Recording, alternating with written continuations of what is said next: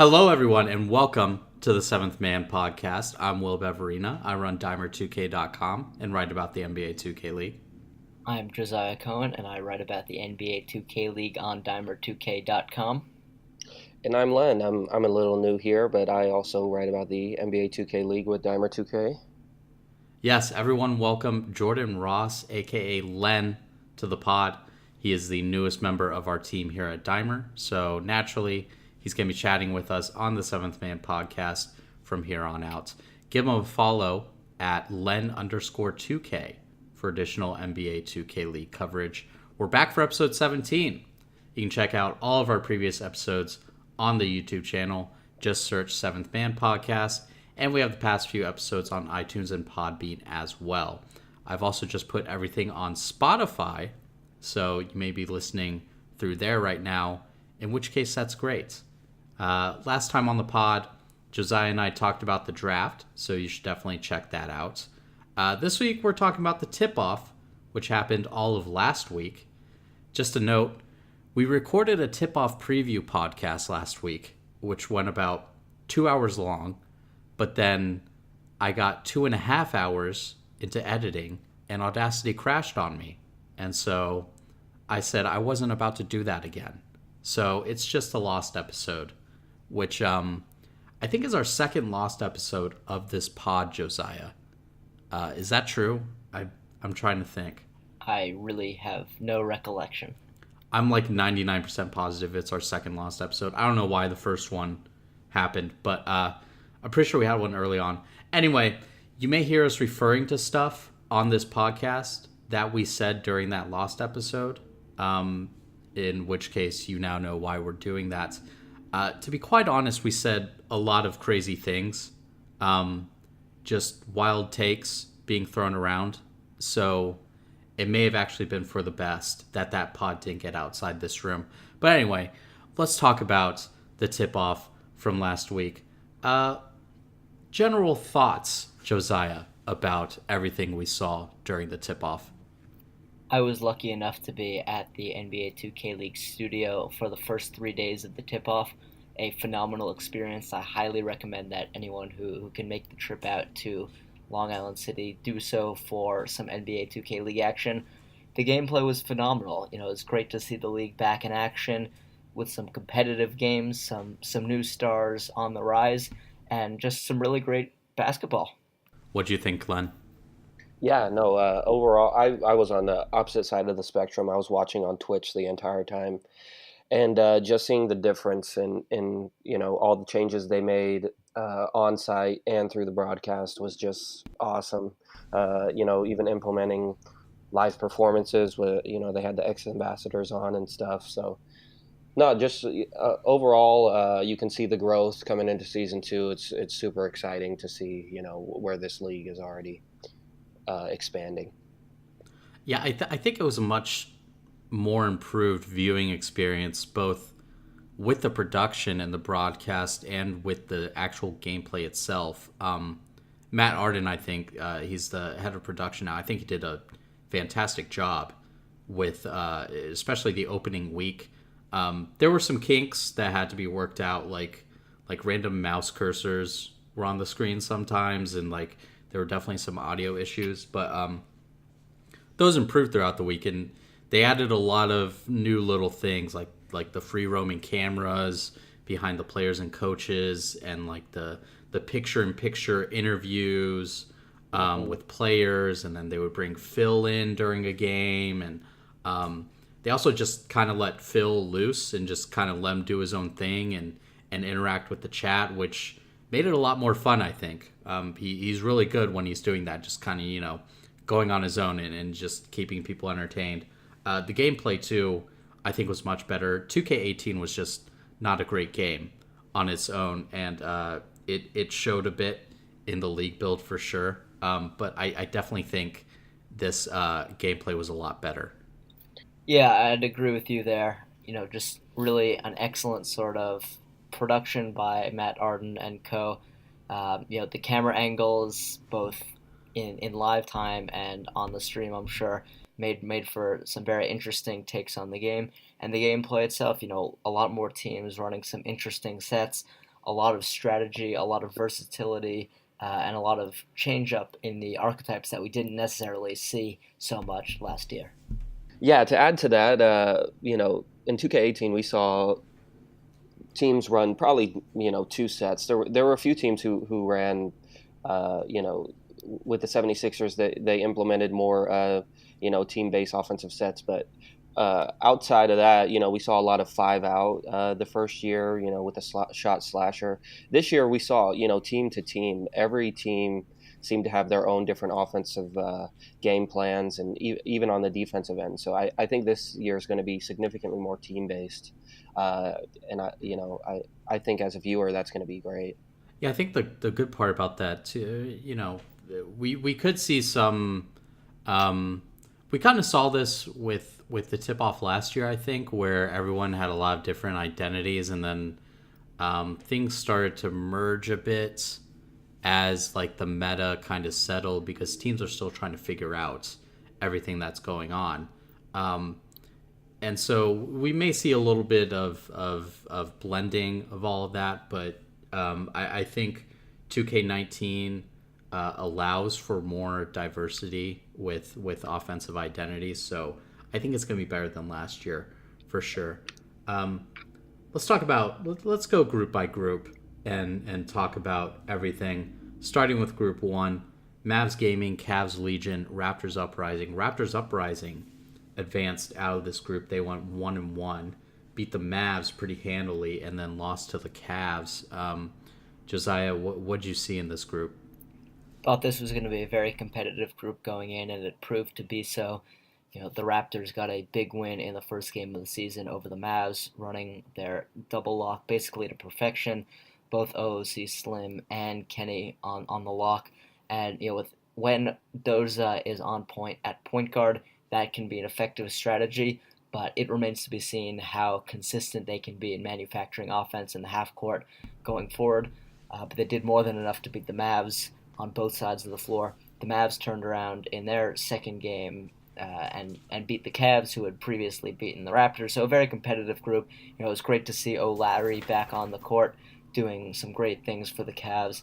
A new look squad for them. A lot of hop steps in this group, but very interesting and really epitomize the new versatility and different identities that teams are entering the season with. Yeah, Len, what'd you see in group one?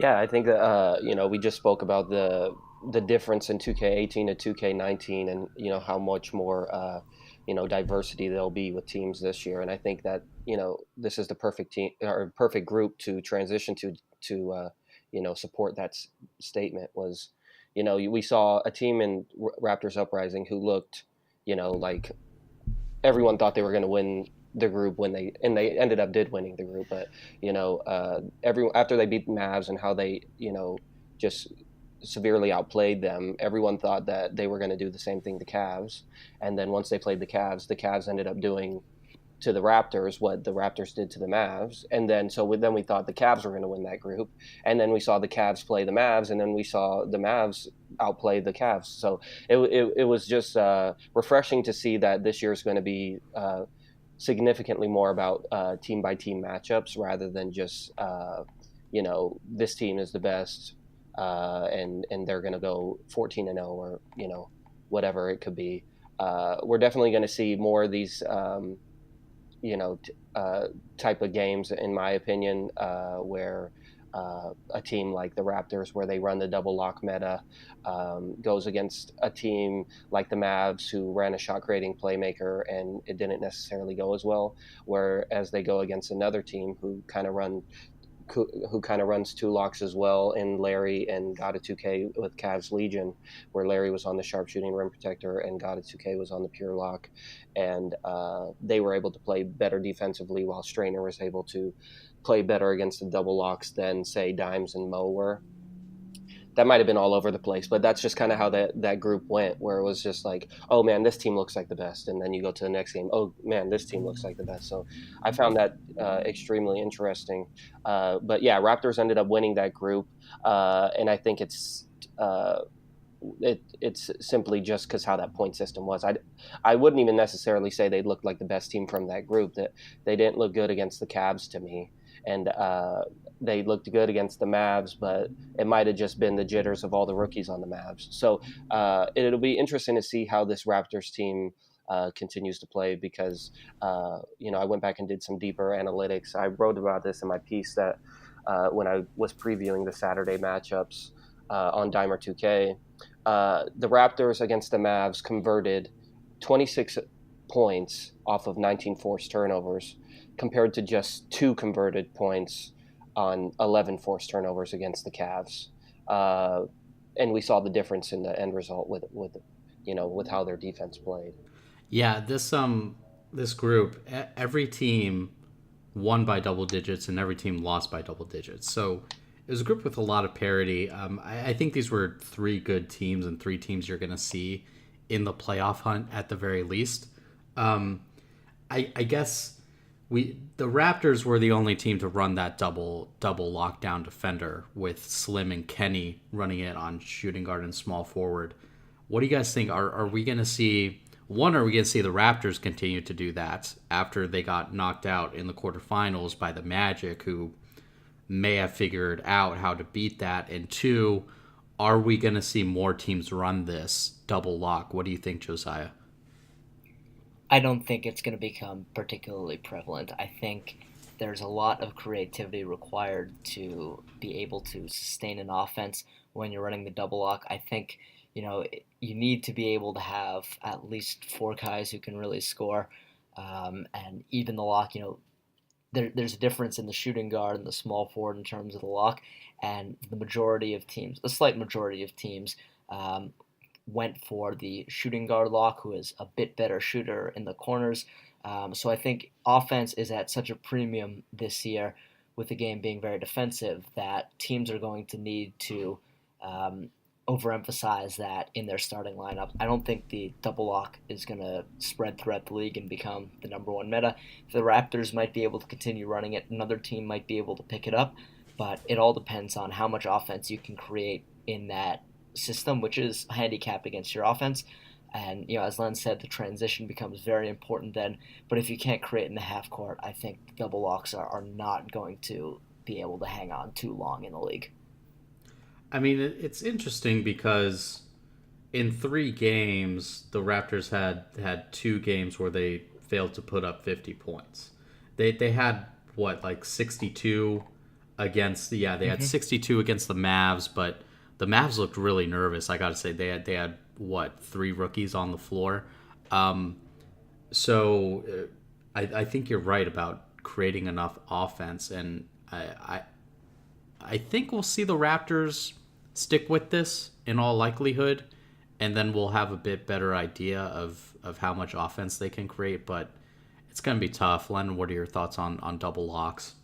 Yeah, I don't like it at all, and maybe it could work for another team. I just think for how the Raptors are set up, having Doza and All Hail Trey as really your only source of offense, I just don't like that. Even the game where they did put up 62 points against the Mavericks, King Quay, he had 12 rebounds, and 8 of those were offensive rebounds. So he was creating a lot of second chance opportunities for Raptors Uprising in that game. Against the Cavs, he only had 3. I haven't had a chance to go back and track the Magic game yet, but I mean, in that game, King Cam Royalty had 19 rebounds, and I'm not sure how many King Quay had that game, but it's safe to say that this offense, they're counting a lot on getting buckets in transition, forcing turnovers, causing havoc on the defensive end. But even when they do get in the half court set, it does seem like it's more of a scramble rather than finding specific things that work for their offense. There was a few times where All Hail Trey did hit some big threes and things of that sort. Kenny hit a few big shots as well. He was a good spark of offense for them on that lockdown position. But I think that with how their current team is set up, I would like to see how this team looks with a sharpshooter on the floor, with maybe Kenny in that role to provide more offense rather than just counting on Doza to provide just to be the offensive spark for that team, as well as all hail Trey. So yeah, I mean, I don't like this really at all. Again, I don't even know how good this Raptors team really is. I think that they benefited from playing a inexperienced team early on. We saw, what happened. When they played them, even when they played the Magic, there was a lot of rookies on that team too, and they weren't able to capitalize on it as much as they did against the Mavs. So yeah, safe to say I don't like this lineup at all, and I'd be interested to see if they even come into season one running it. Real quick, Josiah, give me a thing or two that stood out about the Mavs and the Cavs. The Mavs certainly looked rattled early on, and then they became more composed for their second game. I want to see Pete explode more. I think he has a lot of talent. There's a reason he was the fifth overall pick. I want to see him become the perfect role partner for Dimes. I was actually very impressed by Dimes in the second game. In the first half especially, he put up 18 points in the first half, which is no easy task in this league build. So I think those two really need to keep at it, keep practicing, spend the extra hours in the practice facility to become a top tier pick and roll duo, because they both had the talent to make that happen. And once they get that, and as the rookies become more and more used to the stage, I think the Mavs could be a really lethal team. The Cavs, certainly, I was very impressed by Strainer at the three, produced very well offensively. As I figured before the season, like a pro, as a veteran point guard, has a good connection with their new head coach, Austin Peterson. I thought the Cavs have some things to tighten up offensively, especially, sometimes you just can't rely on shot creating. But they played well. They impressed a lot of teams. And really, it was phenomenal to see O'Larry back playing very, very well. His rooting section especially appreciated that in the first game.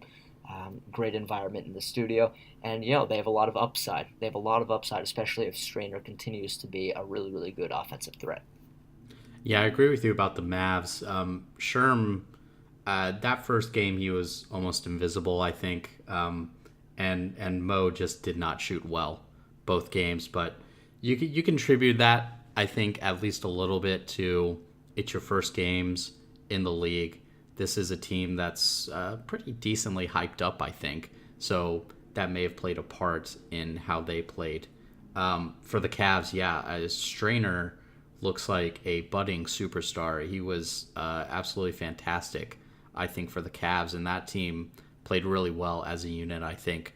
Len, what are your quick thoughts on the Mavs and the Cavs? Yeah, I mean, with the Mavs, we didn't get to air the preview podcast, on our thoughts of these teams. But I spoke quickly about how the Mavs. I'd be interested to see how these guys fight through the adversity, and it was really interesting to see how they were able to adapt to the entire environment after losing that first game, and then coming back and beating Cavs Legion the second time, or their second game. So that was really interesting to me. I found it interesting that Dimes did get on that playmaking shot creator, and he was able to score on it as well. So that doesn't look to be an issue. So yeah, I mean, this seems like a team that's going to have some growing pains. It'll be interesting to see their ceiling. So yeah, I'm really interested to see how they look coming into the season. And then yeah, the Cavs, the same thing. They were my predicted group winner, and I felt like a genius after they really manhandled the Raptors Uprising. And in that game we really saw, as you just hit on, how well Strainer looked. I feel like this year's gameplay is really going to cater to a player of his skill set, being able to handle the ball and shoot the ball in a sharp type archetype. I think that they really found a gem in him in the third round. And then I've always been high up on their core 3 through 5, Gata 2K, O'Larry, and Sick. Those three are really going to be a high level core to have for a team this season. I really feel like that. I think the issue with their team is definitely going to be like a pro. He didn't look comfortable at all, which was kind of weird because he does have the experience on that team, being on the Warriors last year. So it'll be interesting. It might have been just nerves, him getting back in his swing of things or whatnot. So yeah, it'll be both teams. I'm not counting them out. All three teams in this showed strengths and weaknesses. So yeah, it'll be interesting to see. Yeah, it was a very balanced group. We'll see. I'm not gonna make any I'm not gonna jump to any conclusions or make any sweeping statements based off of most of these teams. We've only seen them play 2 games. You can't make any conclusions about who's gonna be good, who's gonna be bad, things like that. We can only talk about the little that we did see. But this may have been a really good preview of how. I think this league's gonna have a lot of parity, a lot of balance. This year in season 2, so this may have been a preview of that. Moving on to Group 2, Nets GC, Magic Gaming, and Knicks Gaming. Magic Gaming pulling this one out. They went 2-0 in a we'll put an asterisk on that 2-0 because of their final game against the Knicks. But what are your general thoughts about this group, Josiah? Let the record show that I picked the Magic to emerge from this group. Okay. And I was correct. Already bragging. I know I'm gonna hear about it when we get to Group 7, so I got yeah. some foothold in now. No, I was very impressed by the Magic. They played better than I thought they would. The first game, the Knicks Nets, so much emotional energy expended by both teams in that one. Got their rings right beforehand. Nate playing his former teammates. The Magic came out on top, though, asterisk and all. King Cam had an absolutely phenomenal tournament, which we'll no doubt get more into. Even though Rizzi may have not had his best tournament overall, I thought Kelmav played very well in the group stage. He was very impressive. UC Manny, terrific on defense, but also being able to create offense at the same time, while he was on a lock at shooting guard. DT made a nice impression in his first tournament. The Nets struggled a bit, after their terrific win over the Knicks. There's still some growth through there. They didn't start second round pick Shuttles, whom I figured would be a steal for them. I think Joel Lazu is still going to need some time to adjust to power forward. Wavy played like a good rookie point guard. He'll continue to grow. Nate and Shockey showed their clear experience. Chaz did enough to help them win in Game 1. The Knicks look like they still need to figure out some things. Kuda scored, or I am Adam, the first rather, scored just 2 points in their first game. Those came very, very late. Malik can shoot very well. Goofy is still one of the best centers in the league, but he likes to shoot. He's going to finish the season with a very, very high usage rate, I think. And the Knicks, again, probably should have won that second game they played against the Magic. But they still have some figuring out to do. They knew it wasn't going to be an easy walk back into the finals this season, and they really need to get back in the lab and continue to figure out how to integrate their new pieces and reassess on the new build. Yeah, I had a question about this Knicks team going into this.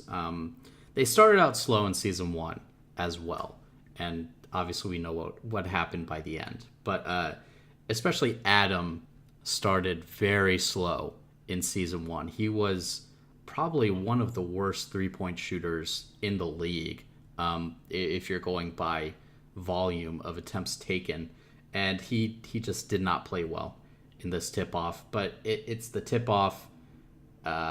Adjustments can be made, but yeah, the Knicks probably should have. Well, we keep saying the asterisk. The Knicks let the Magic score on the final possession in regulation because they thought they could get more points through the quarter system if they kept going into overtime, but that's not how it works. You can only, there's a cap on the points you can get. So they let the Magic, first I think like Kelmav was wide open at the top of the 3-point line, and then he passed it to UC Manny on a lock in the corner. To be fair, UC Manny was in takeover, I think. And UC Manny hit the shot. The Knicks just left them wide open. So that's why we keep saying there's an asterisk. But the Knicks very well could have won that game. Who knows what could have happened if they actually played defense. Maybe the Magic still hit that shot. We don't know. But for the Nets, you talk about rookie point guard Wavy. I think he started out strong, and then his shooting kind of waned off, and he definitely has some adjustments to make, I think. But he definitely showed something. He showed those flashes of like he can definitely be a good point guard in this league. And when you take a guy 11th overall, if you're the Nets, that you probably saw that, right? So, but the Nets, I had questions. I mentioned last podcast about how these expansion teams are going to do. The deck is kind of stacked against these expansion teams, but the Nets, they look decent. They may not be as bad as some people may think.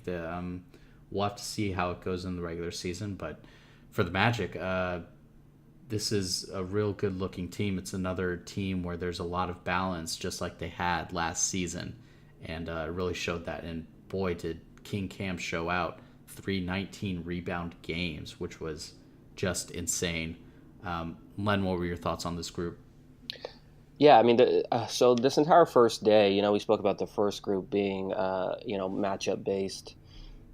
This group proved to be that as well, and so a lot of people were, speculating, oh, are the back-to-backs really that tough? All the thing, all that sort of stuff. And what I found super interesting about this group was, well, specifically for the Knicks, as both of you spoke about how Adam struggled the first game. I think that the way they adjusted for their game plan in their second game against Magic Gaming was great. He ended up scoring 20 points in that second game. And a big factor of that was that they were really trying to find the switch and attacking the opposite hash of UC Manny. When I was doing my preview mock-up, I went back and, just tracked a couple players that I felt, were doing really well. Just because it'd take forever if I did everybody. But I decided to do UC Manny, and I found it extremely interesting that group play. Opposing guards, when defended by Manny, shot a combined 2 for 11, so that's 18%. And I don't know if the Knicks were aware of that or whatnot, because he did hold Wavy in the Magic's game against the Nets to 0 for 6 from the field, 0 for 4 from 3. So I don't know if the Knicks saw that and then saw how Adam was struggling in the first game against the Nets when he was just going against Nate. But then when they came into that third game, they kept just attacking the switch, and he was really able to score on Kel Mav early on in the game. And, props to Jonah for even seeing that mid-game and switching DT on it, but unfortunately DT didn't do too well on it either. So, yeah, I mean, this whole, tournament, but this group in specific, I really liked seeing that aspect from these coaches, seeing what coaches made the adjustments, which ones didn't. Obviously, there's asterisks next to, so be it, next to the Magic winning. But, I always say take what's in front of you. And they were able to prove even further in the knockout stage that they belonged. But yeah, I mean, all three teams, again, it'll be interesting to see how they progress.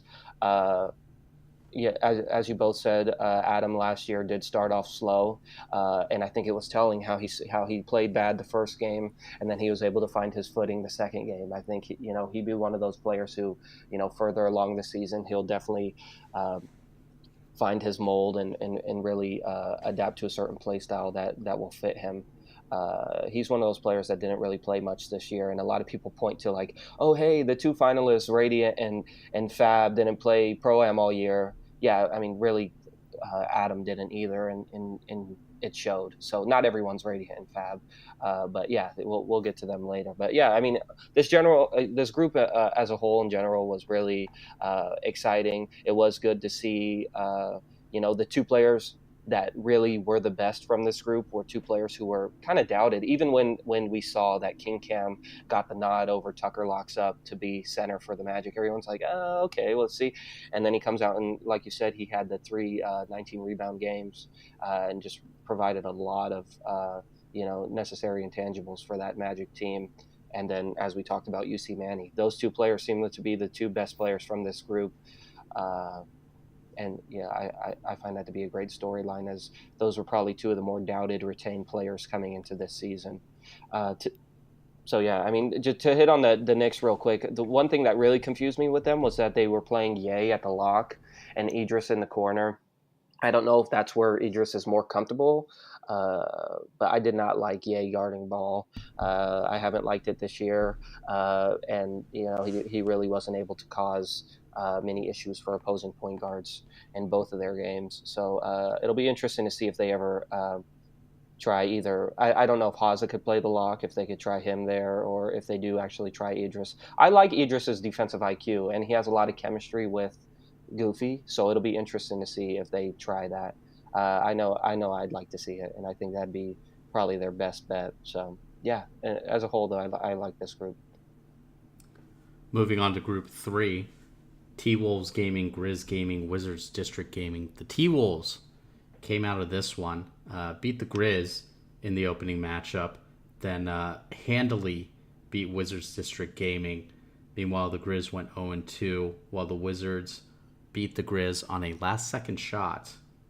And this was we were very interested in this group for multiple reasons. We had players we were watching on every single team.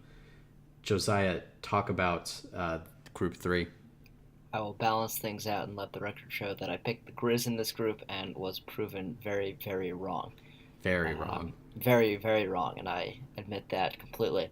And a large part of that was the fact that Vandy played very much like a rookie point guard. The Grizz ran two sharpshooting rebounders in their big men in Authentic African and Universal Phenom. That is an interesting strategy, but one that is not effective with a point guard who's playing very below average and mostly non-existent offensive creativity. The Grizz snatched defeat from the jaws of victory by coughing up a lead to the Wizards, but they were easily defeated by the T-Wolves. The T-Wolves looked phenomenal in group play. They ran their sets mostly well. They rotated on defense well. JoJo proved that he can play. Feast is at his best an absolute monster in defending the pick and roll. The Bear to Beast and Hood tandem in the backcourt went on is about as fearsome a tandem as any in the entire league, and Turnup played very well at the lock. When the T-Wolves are able to put together all of those factors and really play out Coach Vilvin's game plan, they're an absolutely fearsome team. The Wizards are very interesting, and I think they deserve a little more consideration than we'll probably give them here. Dayfry is phenomenal. The Wizards rotated their power forward. Paul B played the first game, and then fourth round pick Gilly came in for the second game. JT, I think, is still getting a little up to speed. Reese had some questionable decision making at times. The Wizards still seem to be a team that is still coming together a bit, a team that still needs to finish fine-tuning themselves and coalesce after a tumultuous offseason. But I think the T-Wolves were easily the best team in this group, and they proved that. And unfortunately, the Grizz have a lot to work on. Len, what did you see in this group? Yeah, I mean, I was on the same base as Josiah. I thought that the Grizz were going to come out and look like the best team in this group. I was pretty big on them too. So needless to say, I was very disappointed. And I have to apologize to the Wolves too. I was pretty much down on them too. I wasn't sure how certain players on their roster would adapt to this year's play style, specifically Hood. And it turned out he looked really good on the pure sharp in this group stage. I mean, we all had questions about where Hood would fit. I think, to be fair, we last week we were kind of discussing like what do you do with Hood? Do you put him on a pure sharp? Do you put him at small forward on a lock even? So that was a question we all had. But yeah, go ahead. Yeah. So I mean, it was refreshing. I mean, it basically solidifies that he is really able to score in 2K regardless of what he's on. So it's good to see that. It was great to see the personality of Bear shine through. I know a lot of people who have kept up with him in the pro-am community know that he can be very entertaining to watch. So I mean, this T-Wolves team in general, I think the biggest aspect that I found interesting was their offensive sets. They were very adept to running like a lot of horn sets, and there was even this play where they ran two screens on the baseline and had Hood run a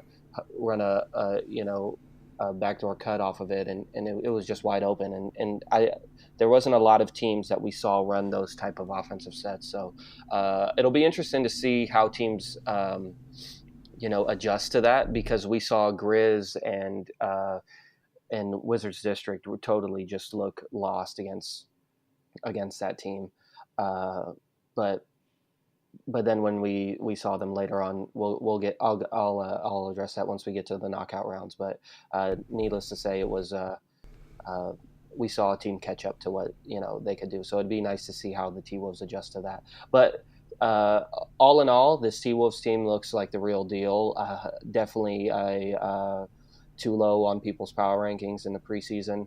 I think that'll bump up here now, and yeah, I mean Grizz.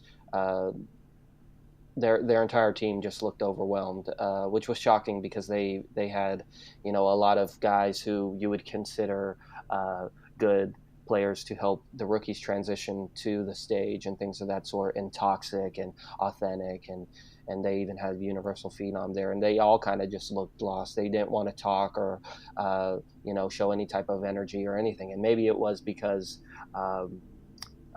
their guards weren't playing up to par. I know a lot of people were very high on J-Rod and Vandy coming into that game, and they were probably two of the more disappointing players at their respective positions in the tournament, if not the most disappointing.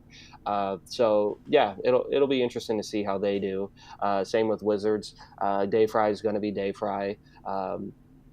It was interesting to see how he's able to create for their offense a little bit more than, say, other centers are this year. He uses a lot of hop step dunks and things of that sort to help create for his team. But yeah, I think that they're going to need more than that. Reese was a really good bright spot for them. He created a lot for their offense when JT wasn't really able to do much in their first game. But yeah, I mean, in general, I think these three teams, Wizards and Grizz, definitely have work to do. I'd feel more optimistic being a Wizards fan right now, but I'm not counting out the Grizzlies completely. They have some talented guys. I think that they're just experienced at playing at this type of level, and I'd like to see how Lang and Co. get them ready for regular season play. With the Grizz, I think I saw the same stuff that hampered them last year, and that there was just absolutely no offensive creativity to speak of. Last year, it was just give the ball to Authentic African and let him do something. And this year, the game plan seems to be give it to Vandy and Authentic African and let them do something. It's not working. You need to be more creative. And I just didn't see that in this tip-off tournament. They just didn't seem to have a plan.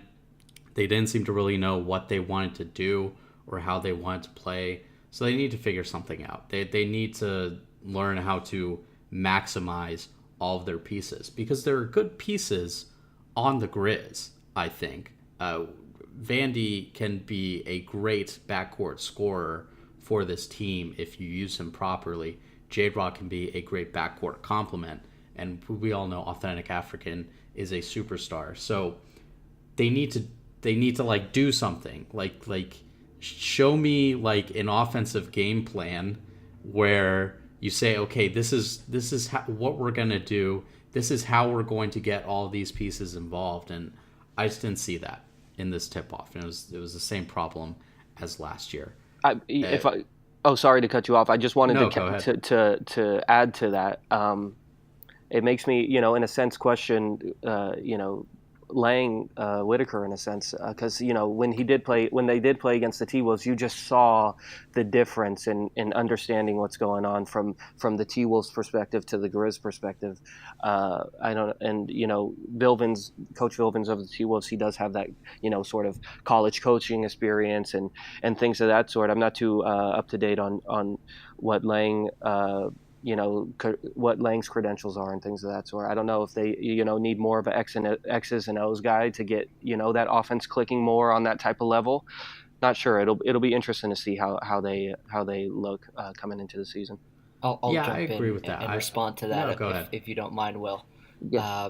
Yeah, go ahead. I'm fairly familiar with the Grizz, and will disclose, before I say what I'm going to say, that I did talk to them a little bit over the off season, in regards to a potential merger, but we mutually agreed not to. Um, but I would like to see, Perp be a little more involved in terms of the X's and O's. Lang is a very experienced basketball guy, at least 20 years as a basketball journalist, and he certainly knows the game.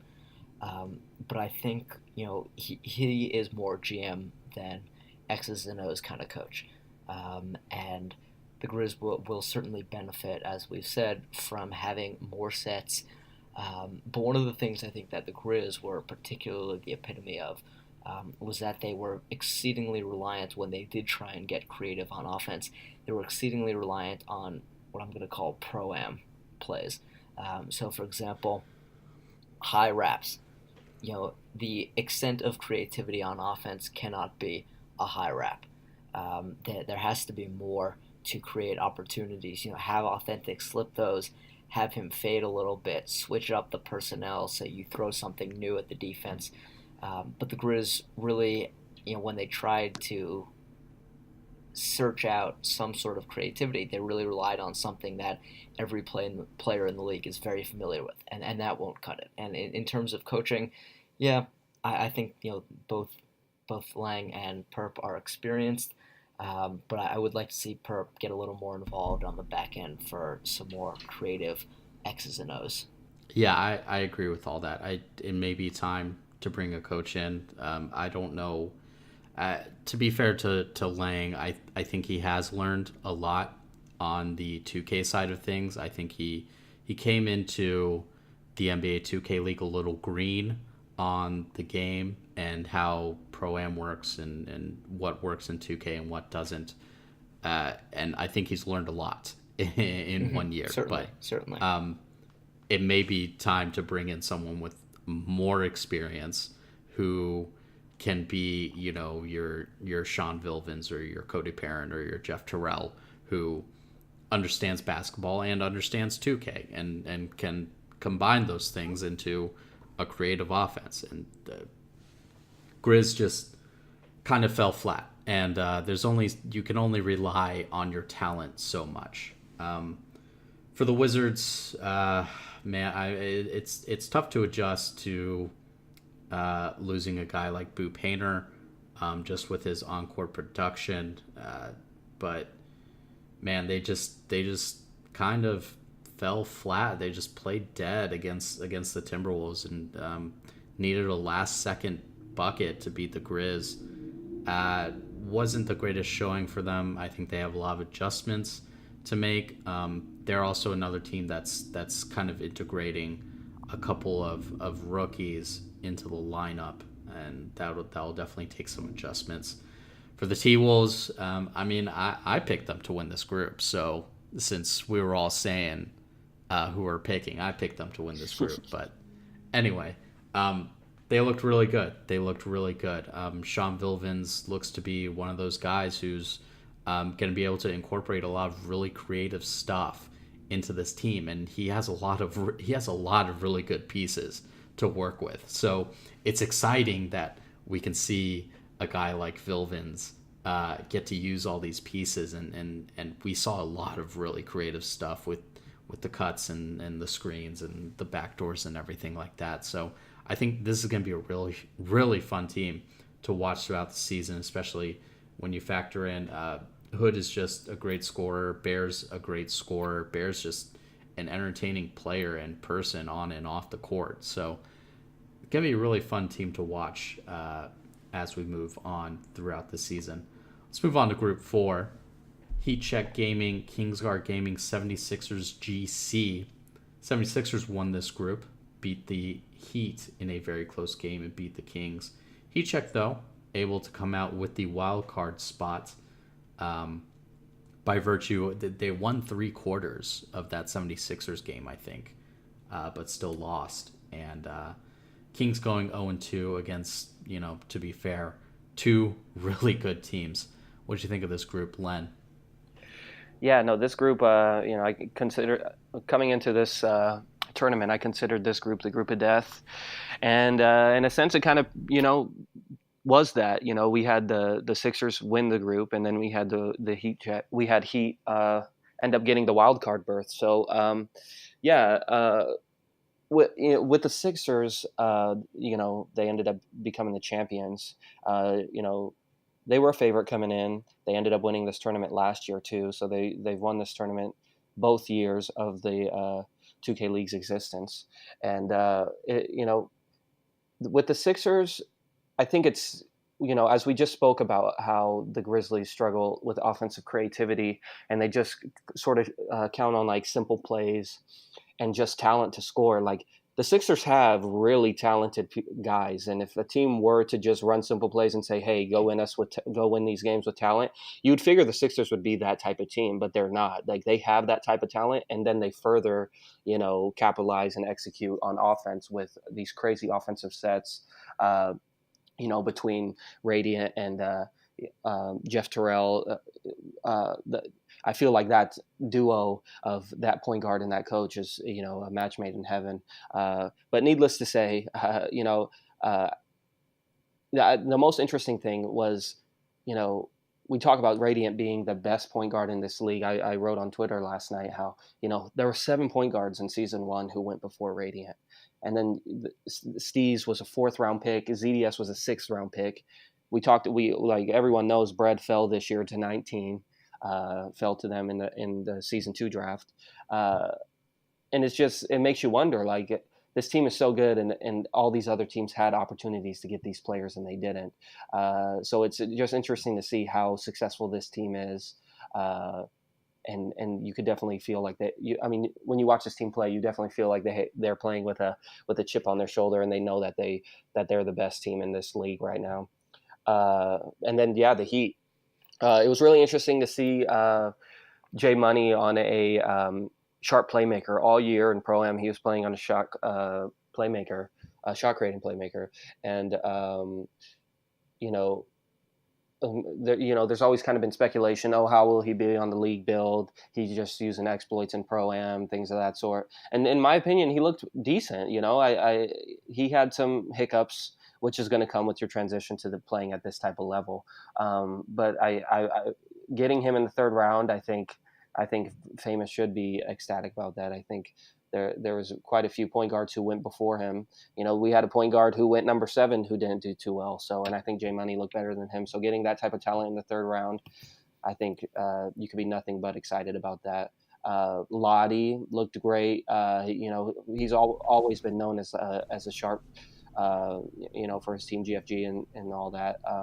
But seeing him play lock, he was one of the more impressive locks, and there wasn't really, people say defense is easier in this game, and it is, but you could still tell who's a very good lock in this game and who's not, and he looked like a very good lock to me. Hot shot looked great, Majestic looked great, drop off looked great. I think with those 3, you already knew what, they were going to bring to the table. The question was more the value in production they were going to get out of J Money and Lottie, and they both brought it. They came up short, but then they ended up getting the wild card, making it to the semis, came up short. But I think this team has a lot to look forward to. I think early on last year they looked pretty bad, whereas this year they made it to the semis in this tournament, and that's pretty good, result to piggyback on. So it'll be interesting. The Kings, man. Everyone knows, what we reported about the whole BP fiasco and things of that sort. So, we were interested to see how this team would react if the result went a certain way, whether they did win out of this group, whether they beat one of the teams didn't. They ended up losing to both teams. Their first game when they played Heat Check, I think they went into halftime tied. And they looked good. I was like, man, BP looks great on the league build. These guys, are playing great. I think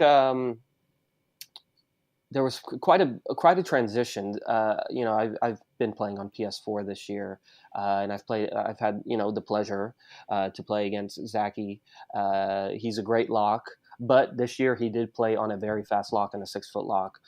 They played him at the small forward lock, which I'll get into later, that I'm not really much a fan of.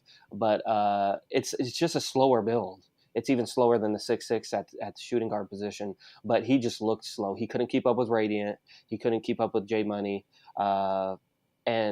And yeah, I don't know. It'll be interesting to see how this team plays out, because the trade deadline is going to come up.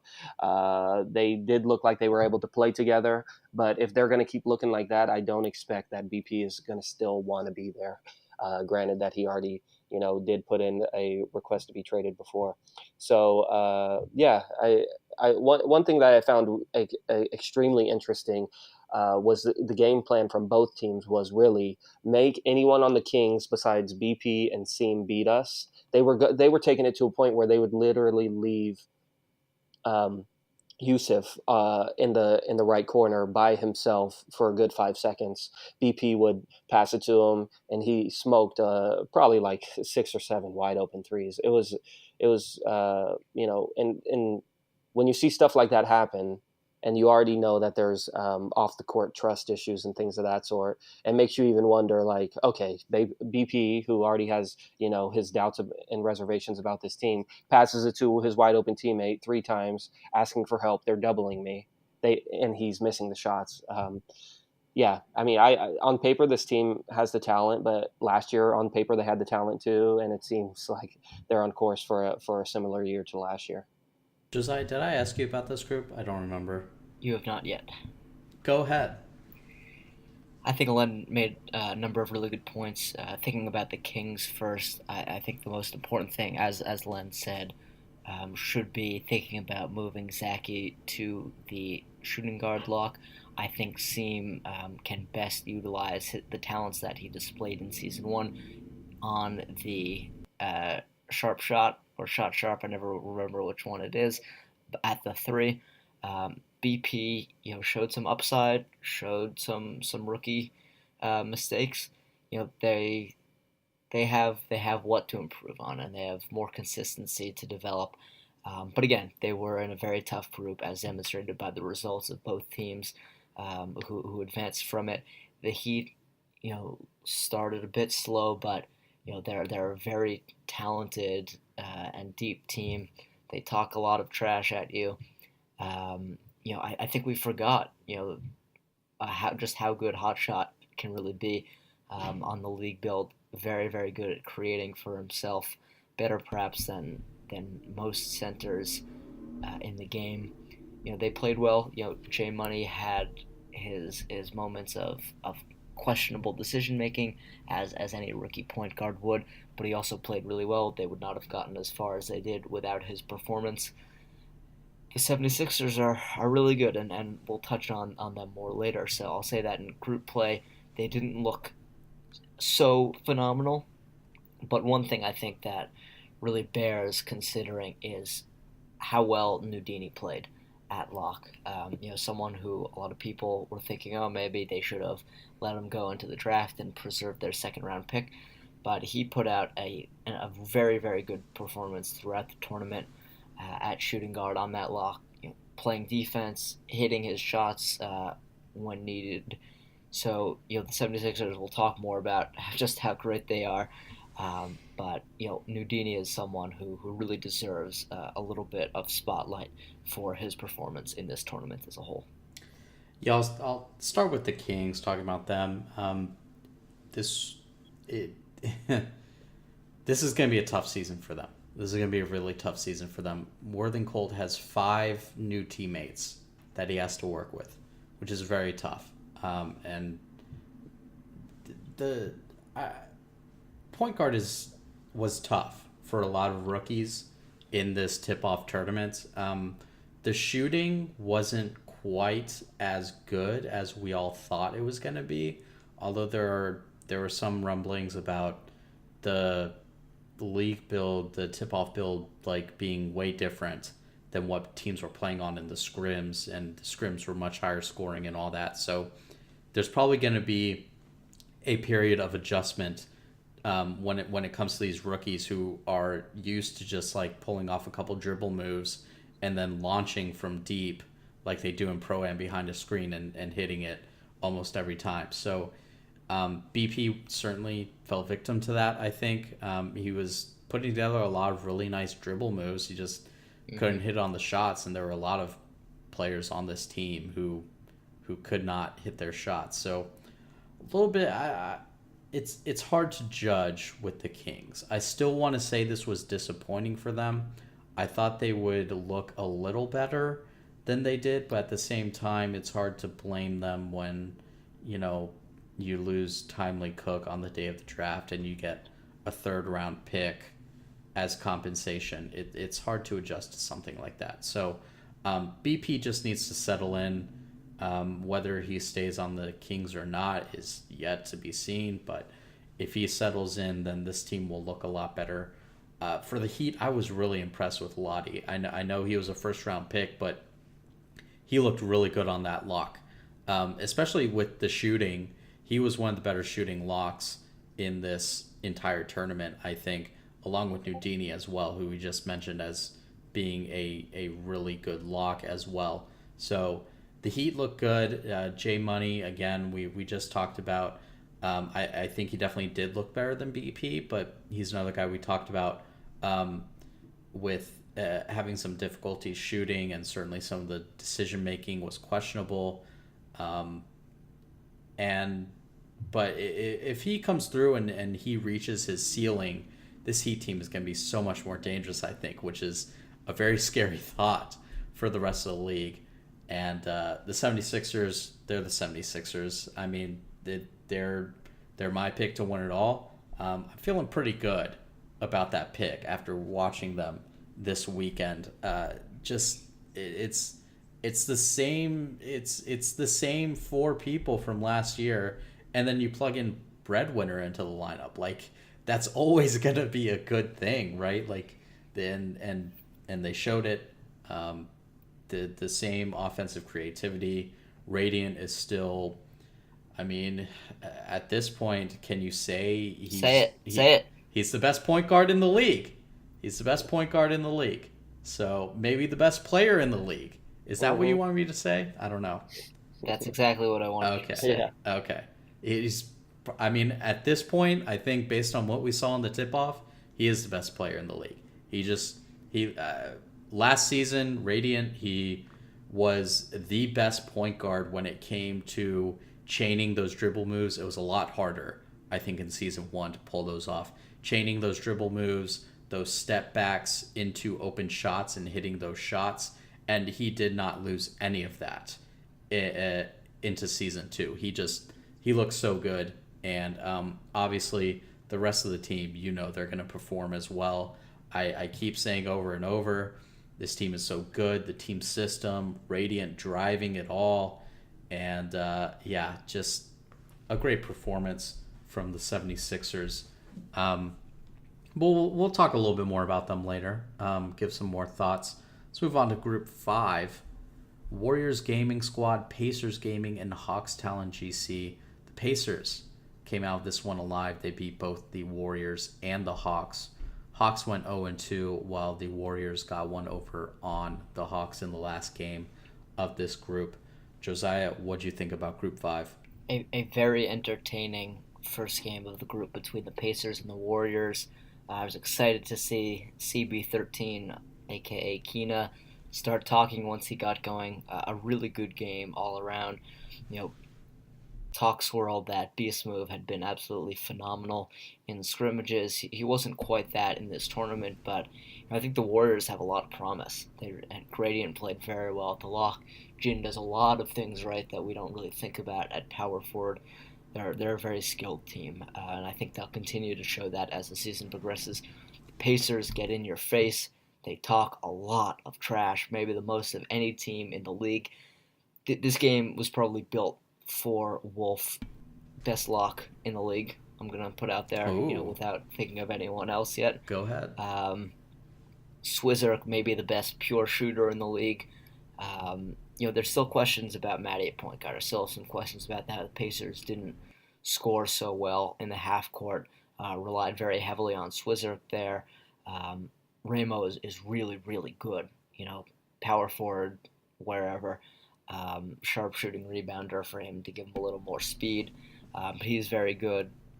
Lord Beezus, who, as Will said on Twitter, has the best name in the entire league, Yeah, by far, without a doubt. by far. Yeah, by far. He played well. They, like the Raptors, I think, need to figure out more how to score in the half court. And what they have that the Raptors don't necessarily have is Swizzerk, who's a phenomenal secondary ball handler. But the thing with the Pacers is that unless Matty, takes his game to where the Pacers think it can be, Swizzerk will have to be the primary ball handler, whereas the Raptors have more traditional point guard in Doza carrying that load. The Hawks look disjointed. There are questions about where people are going to settle in for the Hawks. I don't dislike shots at the lock, but I'm not sure that the lock at small forward is the best move overall. Rando can shoot. Dev had a serious struggle this tournament. He needs to get his shooting on track more consistently. Needs to play like the first round pick they think he can be. The Hawks look very disjointed, but really a great game between the Pacers and the Warriors. Two teams I like very much, and what can you say? The Pacers deserve to win the group, and they did. Yeah, the Pacers looked really good, and they got to the semifinals, right? No, they didn't. No, they lost to the Celtics. Never mind. They got to the knockouts anyway, and the team looks really good. This is an early pick for a championship contender, and I think they definitely played the part. They had the opportunity to beat the Celtics in that quarterfinal matchup, which I guess we'll talk about later. But the Warriors, I think this team looked really good. It did just this pace. Their game against the Pacers just kind of came down to a really late mistake by CB13, who passed it right into Hood's chest, or sorry, not Hood, Wolf's chest, which led to a score on the other end and basically the end of the game. But other than that, they really just manhandled the Hawks, which I think was expected. And so the team definitely has talent. Again, we keep talking about these rookie point guards, and they just kind of need to settle. There's definitely a transition period for these point guards. I don't think CB13 is any different. So they really need him to come through, though, because I thought Gradient looked really good on that lock, and the rest of the team looked really good as well. I was impressed with Beast Move and Type for sure. They're two season one protected players. They definitely came through, I think, especially Beast Move, who looked very comfortable handling the ball and scoring. For the Hawks, we had questions about what they were going to do with their lineup, particularly their backcourt. I'm not sure if the playmaking build is really the right fit for Dev, but then the question becomes, are you going to move him to shooting guard on a scoring build? Well, then what do you do with Rando? Because Rando looked really good as a shooter at the shooting guard. So they have some questions to figure out. Jay Fool could be put into the mix at point guard, but then are you really going to bench your what Dev go 13th overall, 14th overall? Are you really going to sorry? 13. 13. Yeah. Are you really going to bench your 13th overall pick? So they have things to figure out. The most ideal situation is Dev coming through on that playmaking build so that you don't have to move things around, and him finding his shooting form. We'll see if that works out for them. But this was I think everyone's eyes were on the Pacers and the Warriors, and I think they both came through as showing that they were two really good teams, and they're going to be threats in the regular season and playoffs. Len, what did you see? Yeah, I think with this group, I think everyone coming into this group knew that it was, a two-horse race. Whoever won that first game out of Pacers and Warriors was probably going to be the group winner, and that ended up being the case. There were a lot of things that stuck out to me in this game. I think the Warriors win this game if they hit their shots. They really exploited the Pacers' defensive weakness, and it's a weird thing to say. Coming into the tournament, I thought that the Pacers were going to be far and away the best defensive team, and they do have the pieces to be that. But they really showed a huge uh, void outside of when Wolf is guarding the ball, and the Warriors just totally exploited that. They were getting the switch every time they brought the ball up. They were getting the switch onto Swizzerk, whether it was CB13, whether it was Beast Move, and every time they would find an open shot. It just so happened that they wouldn't hit the shot. Warriors were the first team to deploy that shot sharp, shot first shooting guard rather than the pure sharp at the 2. And I found that interesting, and it made me keep up to date with the efficiency from Beast Move that day. He ended up only shooting 25% from 3. That was with the second. That's with his good second game against the Hawks as well. He shot 2 for 10, so 20% from 3 against the Pacers. I'd be anxious to go back and see what exactly, how many of those were wide open, but I remember watching it back and remembering a lot of those being wide open. So that ended up, being telling for the Pacers going into the knockout stage as well. They need someone who can guard that hash. And they tried to make that adjustment in the second round, and I'll talk about that further once we get to the knockout stage. But in this game, I think it was just a matter of hitting your shots and going on runs. The Pacers definitely look like a team who is going to look like the best team in the first quarter and maybe falter out just a little bit. I think that's how their team's set up with their defensive first mindset. They're gonna come out, smack you in the mouth, and once you weather that storm a little bit, you'll be able to slow down the game, get them in half court, and force them to make some mistakes. As Josiah said, they do have Swizzerk, however, and he did look great creating for their offense. Even Matty, in a sense, didn't look too bad to me. He was able to really score in certain scenarios, but it just got to points where there were where the team would basically just focus on everyone else, say, hey, Matty beat us, and there was times where he wasn't really able to create for their offense. And in that, I saw Ramo kind of cater to that a few times and try and take over the offense himself, and it didn't really work out sometimes. Sometimes it did. But yeah, no, I think both of these teams look great. I picked the Pacers to win this tournament, and unfortunately, they came up short. I think they have a lot to look forward to. Again, I also agree with Josiah. I think Wolf is the best lockdown in this game or in this league. But it'll be interesting to see how the Pacers adapt to teams understanding that as well and attacking the Pacers' other defenders, because they are going to do it. With the Warriors, when they played the Hawks, I think we saw a better execution of their game plan, and we saw that they totally flooded the Hawks. This Warriors team, I think that they have a lot of complementary pieces. I think Keena will play really well, or CB13 will play really well next to Beast Move. I think Beast Move will counter that and play really well next to CB13. And the same with Grady and Type. They're both defensive-minded players. Them guarding the pick and roll will be great. I think Jin showed his value for this team and production for this team. Those 5, I mean, it's unfortunate they were in such a competitive first game where 2 of those quarters they ended in ties.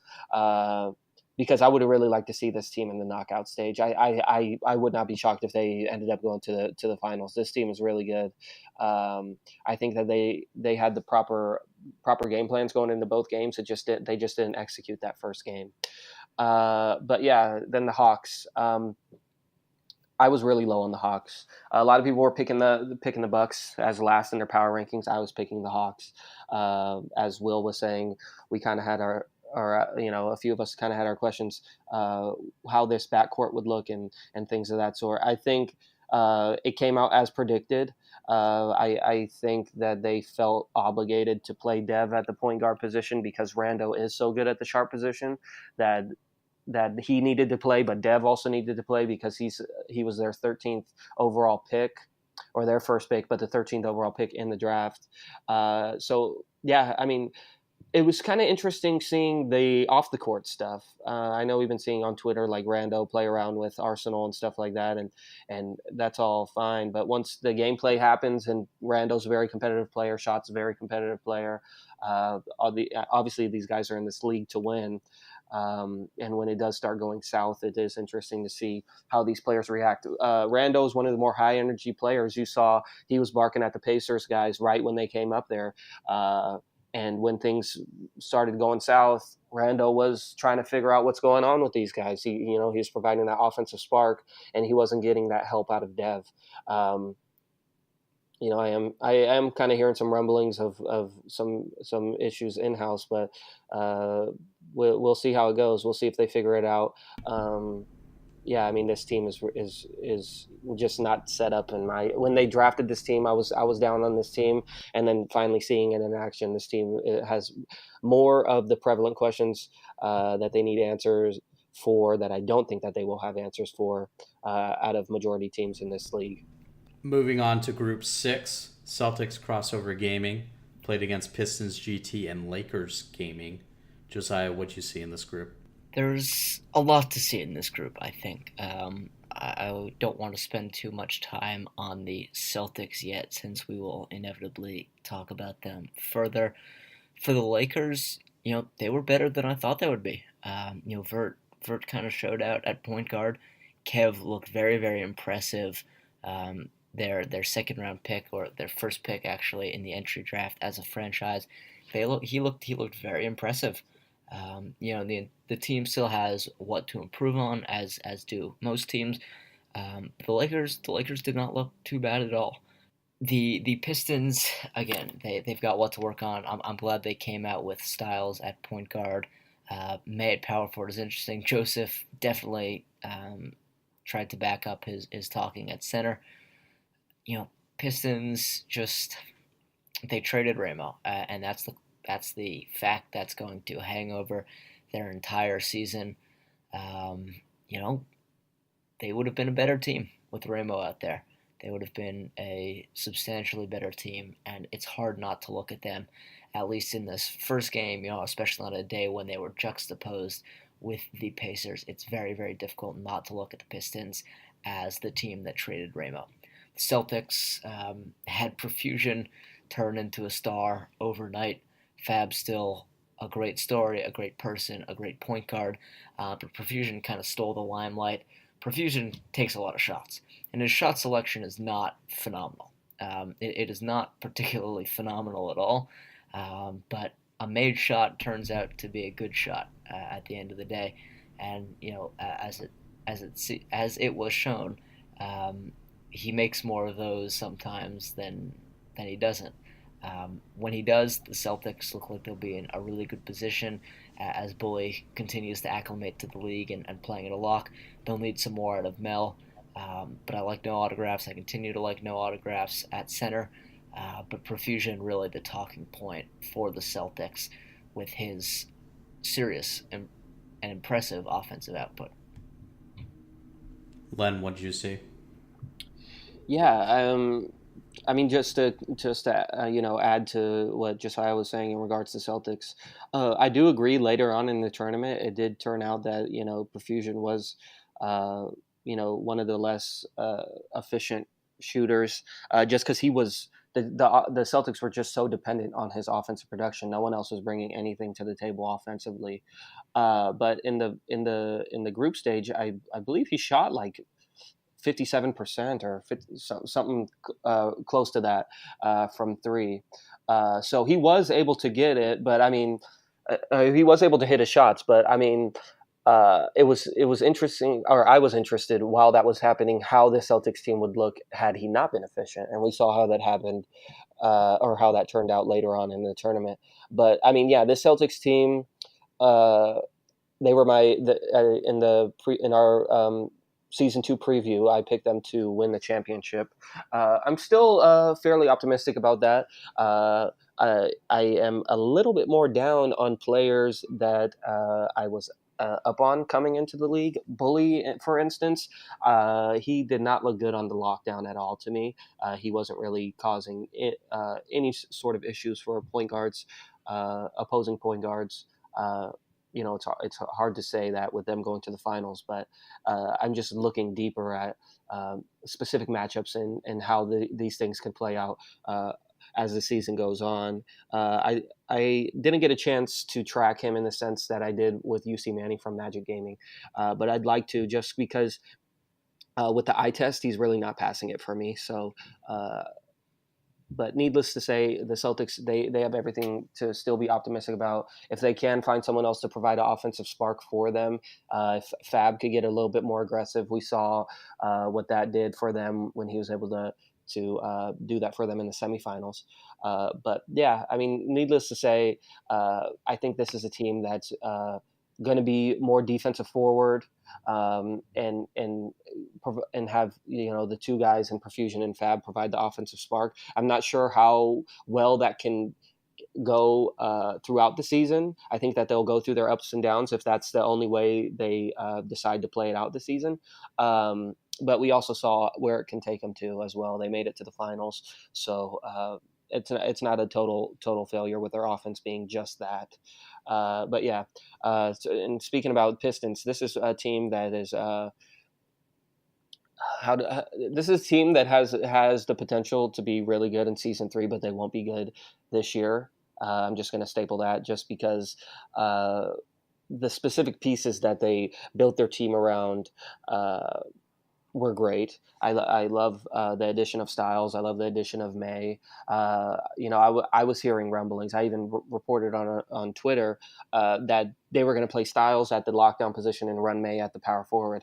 They ended up coming into the game with Styles at point guard, which saves them because he needs to be their point guard. But they did have May at the power forward position. Initially, I was confused, but it ends up making sense because May has always played on a 6'11" this year, and people say, "Oh, hey, May can only play on a 6'11". He won't be able to play that on the league well." Haha! He raises your cards and says, "Yes, I will," because the power forward in the league is a 6'11" power forward. So he was on that sharp rebounder at the power forward, and he was able to, run the pick and roll offensively and defensively too at times. So. Yeah, that wasn't as confusing to me. The most confusing part to me was their decision to play it safe with their later picks or pick. I think Jacko was kind of a risk, and I think he will provide better production than Splash King did. But them deciding to take Splash King with their 6th pick was terrible. I don't know how else to explain it. They could have taken a player like Juan from Xbox at Godsent or someone like that. Some of these guys went undrafted who could have really provided a spark for that team that would totally change the landscape of this team had they been in that position that Splash King was in. He just let Perfusion go loose that first game while he provided no offensive production for them in that first game. He didn't look any better against the Lakers. I hate to say it, but I think that, that just goes to show. A lot of people said coming into this draft, oh, these last picks are just going to be retained guys so they could be that, that good 6-man, as we saw Nacho was with T-Wolves. But when, certain scenarios where, say, they draft a player from overseas who can't get approved for their visa quite quickly enough, can't be there for this tournament, and you have to play that player that you chose to take the safe route on. We see how it could turn out. It didn't look out too well. So who knows? Maybe Jacko shows up and he's Dirk Nowitzki or something for them. But if he's not, I don't see this team having any type of success this year. I think that they have pieces that they could bring back next year and really develop from that. But outside of that, I don't really like this team. Lakers, they looked, they had their ups and downs. They ended up beating the Pistons.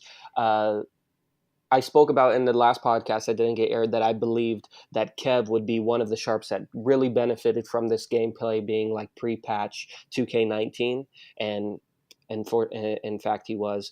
The shot contests and things of that sort, he's really able to benefit from. I'm not as high on Kev as a ball handling sharp. I don't like him in jigging scenarios, quote unquote, but as a catch and shoot sharp, he's going to be one of the best in this league, no question about it. So as long as the gameplay stays the way it does, I see Kev really thriving in this league. Moody looked great. I think the biggest question, and obviously I'm sure a lot of people question this as well, is their point guard. You select control in the expansion draft when you could have taken someone else who could have played lock for you. They could have took Feast, who could have played lock for them. There were so many players that they could have had played lock for them, and they take a player like Control, who was known to be a point guard, and it ends up, who knows, maybe they try him later, but it turns out that it's not really working out in the scrims or whatever, and they bring out Vert on the point guard build, and he did decent. It wasn't that bad, but it just seems that they're just throwing paint at a whiteboard, hoping that it turns into a nice artistic piece rather than capitalizing on the opportunities that they had to really bring in players to solidify their core. But yeah, needless to say, I wouldn't be shocked if the Lakers are kind of middle of the pack, middle of the road team. I would not be shocked if Pistons are a lottery team, and I would not be shocked if Celtics are a playoff team, exactly in the sequence how this group played out. Yeah, with the Pistons, I think you're right about Splash King. He didn't make an impact at all in season 1, and so selecting him, I get what the Pistons were trying to do. I think they're going really big on the team culture aspect of roster building this year. It's hard to believe I don't know, the roster hasn't quite come together, and they really need Jacko. And we'll see how exactly he does when he's plugged into the lineup. But this could be a long season for the Pistons. We'll see how everything comes together in the regular season. But I wasn't entirely sold on their performances. For the Lakers, the Vert experiment at point guard it didn't work for me. I don't think he looked quite comfortable, and to be fair to them, they played a close game against the Celtics and they beat the Pistons by double digits, but Control as well, I don't think is really the answer at lockdown defender. I just don't see it with the position switch. I understand we don't see what's going on in their scrims and practices and everything, and maybe it'll just take some time to adjust for both players, but I just didn't see it. The biggest bright spot on this team for the Lakers by far, I think, was Kev, who just shot lights out without looking at the actual numbers. Just based off what I saw, he looked really good as a shooter, and so they were really high on him going into the draft. We'll see if he can keep that up. And this Lakers team, both the Lakers and the Pistons are two teams that are going to have to figure some things out with their lineups. And it kind of showed. Both teams lost to the Celtics, who are, admittedly a really good team. They made it all the way to the finals of this tournament. So going to be interesting to see what both of them do. I want to see Control at point guard and Vert at lock and see how it goes for the Lakers. And for the Pistons, I just want to see what Jacko can do. I just don't think Splash King is really the answer for them. Moving on to Group 7, Blazer 5 Gaming, Bucks Gaming, and Jazz Gaming. The Bucks, they pulled it out, guys. Oh my God. The Bucks won the group. They beat Blazer 5 Gaming by 15 points. Plondo completely outplayed reigning MVP, One Wild Walnut. What happened in this group, Josiah? You said it. The Bucks outplayed the Blazers. Plondo outplayed Walnut. Mama wasn't enough to, take the Blazers to the elimination rounds. One thing that stood out to me about the Blazers, although they did finish 1-1, was I think they need a coach. I didn't get the chance to watch their games in as much depth as I would have liked to, but I think they'll benefit from a lot of creativity. They sort of stand out to me as a team also whose creativity has been capped by the heavy dosage of pick and roll, with Mama and Walnut, and then at best some pro-am wraps. Peroxide looked good, especially against his former team, but at the end of the day, you need to create more on offense than straight pick and roll when teams are better this year than they were last year. The same thing that worked for the Blazers in taking them to their 12-2 league best regular season record and a turn banner is not going to make them the best regular season team in the league again this year. The Jazz, very interesting, compete at the 3. Kev don't miss at the 1. Rhea looks like, we all forgot about him as a potential rookie of the year candidate. Very, very good player. I don't mind Deeds on the Walk too much. I was happy to see popular community member 2K Comp Games get on the headset for the Jazz. And the Bucks did their thing. A-Rooks, formerly Game 6 Drake, really did well offensively in particular. Shot the lights out, hit some very, very deep threes. Chatty Nick was serviceable. I love the play that ran to get him his first bucket. Nice little pick or screen up top to get him going for an alley-oop. Slay played well on Lockett, and Plondo in the first game definitely looked like a sixth overall pick. And who was the 6th overall pick last year? Well, it was Walnut. And if Plondo can continue to play at the level of a 6th overall pick and perform like last year's 6th overall pick, the Bucks are going to keep proving the doubters wrong. Yeah, I mean, the Bucks, they're just a fun team to watch, I think. They have shooters, man.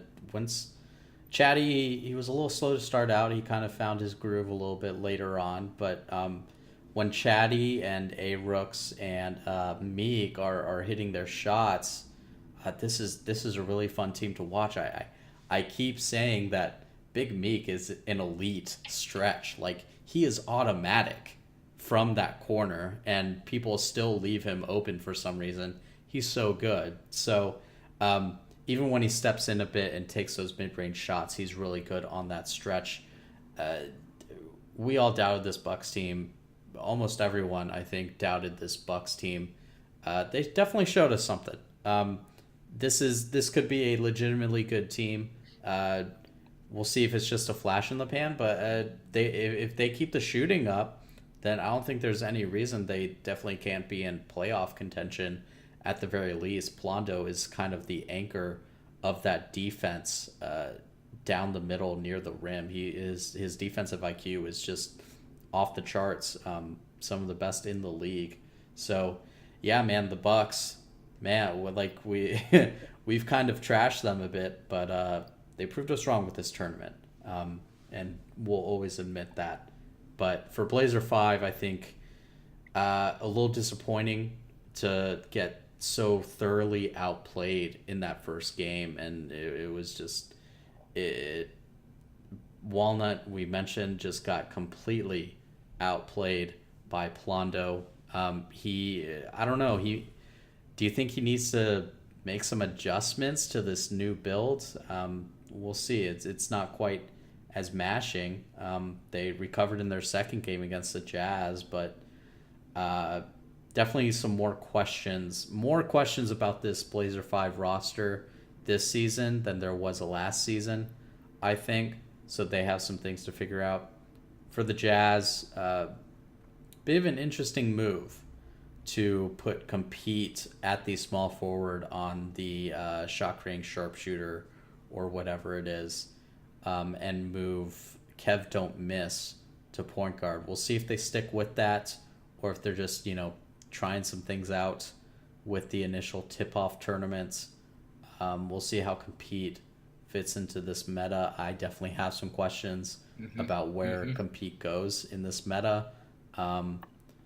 This was, man, the Bucks won it. Len, what'd you think? Yeah, no, this was probably the main group to kind of cause some parity in this tournament. The groups leading up to this, outside of the first day, kind of went as predicted. But this one, obviously, a lot of people were down on the Bucks, and they ended up winning this group. I think the most impressive part of it was how they played against that Blazer 5 team. But with Blazer 5, the most interesting part to me was how they looked defensively. Uh, I figured it weird to think, currently having the defensive player of the year, just how bad or average in a sense they looked defensively that game. Uh, the the Bucks ended up being the most efficient team in group play. They shot 62% from the field, or I think 63%, or one of those two, 62% from the field and 61% from three, tied for the most efficient from three with the Timberwolves. But overall, they were the most efficient team. And I think, in a sense, that speaks to the shooters that they have. It was great to see A. Rooks, previously known as Game 6 Drake, and Chatty Nick shoot so well. As you guys both pointed out, too, how well Big Meek was shooting from the corner as well. I think a lot of people were kind of down on this Bucks team just because they really they probably didn't know much about Big Meek and how A. Rooks would look coming into this year. Obviously, Plondo looked great. The coincidence of this league, I find super interesting. How last year the 6th pick overall was One Wild Walnut, and people kind of questioned it and were like, "Oh, he's a good player, but would you want him as your staple?" And he ended up being the MVP, Defensive Player of the Year. This year, the 6th overall pick in Plondo, where people were like, "Oh, he's a good player, but with your 6th pick, or it's just kind of confusing," and he ended up outplaying the MVP from last year. So it was great to kind of see the coincidence in this league as well. Everything about this Bucks team looks better than what we all anticipated. Chatty looks great. A lot of people figured he was a reach, but if you played on PS4 this year, you kind of already knew he was a great player. I think there was still, even myself, I had my reservations as him as the point guard, and even still so, I still think they utilized him as a great ball handler that also was kind of playing off ball in a sense at times to A. Rooks. They did a really good job of splitting time between those two, and I think it allowed Chatty to thrive because he has really good off ball movement and things of that sort, and A. Rooks is really good on ball. So I think it catered to both of their strengths and kind of diluted their weaknesses in the sense where maybe Chatty's not the best ball handler and A. Rooks as well, but allowing them to, get switches and create mismatches and things of that sort really helps both of them two out. I think the biggest aspect, as you guys both pointed out, Plondo's defensive IQ, but not only just his defensive IQ, but his chemistry with Slay. I think getting both of those two with your first pick and just totally, nailing down your pick and roll defense with those two is really going to prove vital for this team. I will be interested to see how they look when they aren't shooting as efficiently and teams do catch up to how their offense is running. But needless to say, they came out, fireworks sparking. They were just scoring on both teams, both efficiently. They ended up losing to the Jazz, but they still looked decent in that game as well. Back to that Blazer 5 team.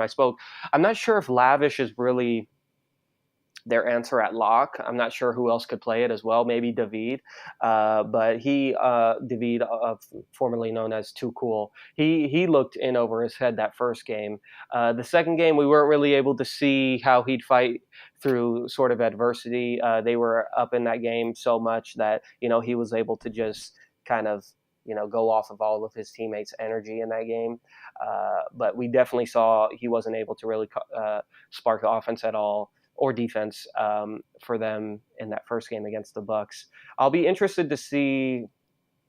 I think that this Blazers 5 team is going to be one of the better offensive teams. Mama, I think he had 25 points against the Bucks and 29 against the Jazz. So needless to say, he's scoring just as well as he was last year for this offense. I think that the biggest difference is Walnut is still a great center, but this game does not it does not cater. It's not set up in a sense where Walnut can produce for the offense and defense in ways that he was able to last year. And I think that's going to be their biggest transition. I think Peroxide was great for them throughout both games. I think he will be needed a little bit more if they are going to be as successful as they were last year. Or the two other guys are going to need to step up and provide some offense too. But they came out guns blazing in the second game. So maybe this whole first game was a fluke, and we'll see it. I think if anything, they are going to want to. If they could have it either way, they'd rather start off slow and then win it all at the end, because we saw how it went last year when they started off hot and then they ended up losing in the first round in the 2K League playoffs. So needless to say, I'm interested to see how this team looks throughout the year. I was high on them coming in. With them not making it out of the group, I'm still pretty high up on them, and I'll be interested to see how they look. With the Jazz, before the game started on Friday, my biggest question was, I want to see how Compete looks on the Play Sharp. And then come to find out, he's not even on the Play Sharp. So as you both mentioned, it is going to be interesting to see how Compete looks this year with the current meta and the gameplay. Kev Don't Miss, he people were kind of high up on him after he hit a few big shots, but overall he just wasn't that efficient. And him playing that position, he's been a sharpshooter for so long. He played lock a little bit this year too, but him being your sort of ball handler, it'll be interesting to see how it plays out throughout the season. I'm not sure if that's the answer. In my opinion, you bring back Compete to be that sort of ball handler. And kind of facilitate your offense. I wouldn't necessarily say Kev is the best option for that, but also I was reading that they just started playing him there like maybe 3 days ago. So this might not even be a Jazz team who's even close to reaching their prime. It's definitely not a team who is close to being where they want to be. So that's a team who I'd be interested to see how they look come mid-season once they start to really develop into who they want to be. So yeah, overall, this team, this group provided parity, but after looking at the numbers and watching the games, I'm not shocked at how the Bucks looked.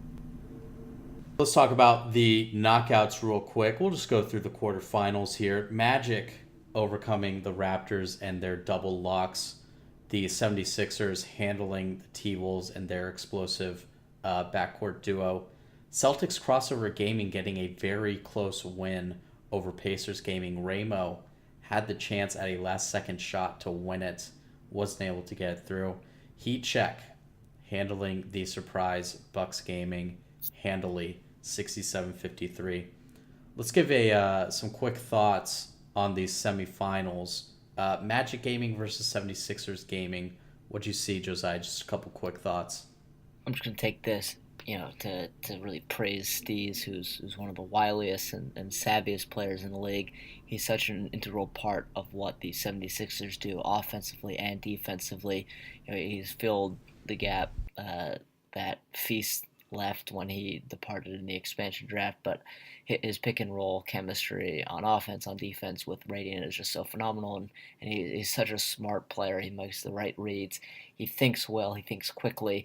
That was a key part in the 76ers' success throughout, including the semifinal win. And wanted to give the time to give him a little credit for that. Len? Yeah, no, this it was interesting to see kind of a team they were 11 at halftime or something like that, and it was interesting to see a kind of team really take a lead on the Sixers. We saw teams give them, issues, but never quite took over a lead. And then it was also interesting to see how the Sixers were able to fight through that adversity and come back and actually win that game. My biggest question for the Magic coming into this was the how Reed would be playing at point guard, and he just hasn't been efficient. I'm not totally out on him yet, but that was my question coming into this year, and he didn't quite answer that the best way yet. Yeah, Reezy, he shot 2 for 12 in this game, something like 1 for 8 from 3-point range, which was kind of what did the Magic in. I mean, we've said time and time again on this podcast about rookie point guards, and generally a lot of players needing to find their shot. Reezy is definitely among them. This can be a very dangerous Magic team though if he finds his shot and the other guys continue doing what they're doing, especially UC Manny and King Cam Royalty. Josiah, what do you see in this Celtics crossover gaming and Heat Check gaming semifinal matchup? Man, what a slugfest. Tough for both teams. J Money, a tough shot, very tough shot late in the game, but as their coach, famous enough, pointed out, they wouldn't have been there without his contributions until that point. Sometime in this league, with the parity that exists and the competitive nature of teams 1 through 21, sometimes you just got to be the team that wins these sort of slugfests, and the Celtics were able to do that. They're a very good tournament team at getting to the finals, and they pulled this one out. Yeah, it was almost like fate that the Celtics get back to the finals again. The Heat were up for basically this entire game, and then the Celtics went on a run late, and you talked about the ill-advised J Money shot at the end, but it happens. You live with that when you have a rookie point guard, especially with a guy who has a ceiling that J Money has. This was, like you said, a slugfest, and this was kind of where we started to see the cracks in the Celtics' armor, especially on the offensive end. Len, what'd you see? Yeah, I mean, adding to that, this is kind of the first. I mean, we kind of all had our doubts when we saw how much Profusion was depended on for their offensive production in the group stage. He was responsible for 58% of the Magic's total points in that group stage. Whereas when we came into the semifinals, the Heat just totally took him out of the game and said someone else beat us. And it was interesting to see Fab do that. Fab, he started seeing, okay, they're just totally keying on Profusion, and then that last quarter he just totally took over. It was quite the fourth quarter performance there by him. So yeah, I think that's my biggest takeaway. So let's talk about these finals. 76ers handily beating Celtics crossover game. This game was never really even close. The 76ers jumped out to a huge lead early, and they just clearly looked like the better team.